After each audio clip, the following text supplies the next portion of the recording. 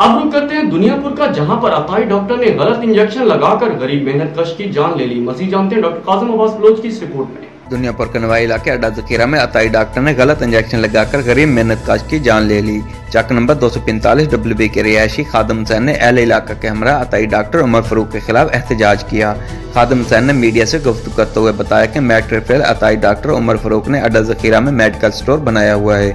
अताई doctor Umar Farooq medical store की आड़ में मरीजों का चेकअप भी करता है और मेडिकल स्टोर से अटैच कमरे में मरीजों को इंजेक्शन और ड्रिप्स भी लगाता है। मेरे बेटे मोहम्मद असलम को बुखार था, जो कि 1 अगस्त को अताई डॉक्टर उमर फारूक के पास मेडिसिन लेने गया तो अताई डॉक्टर ने मेरे बेटे को गलत इंजेक्शन और ड्रिप लगा दी, जिससे मेरे बेटे की हालत गैर हो गई, जिसे बहावल विक्टोरिया अस्पताल में दाखिल कराया गया। मेरा बेटा मोहम्मद असलम ICU में वेंटिलेटर पर जिंदगी और मौत की जंग लड़ते हुए जिंदगी की बाजी हार गया और अपने रब हकीकी से जा मिला।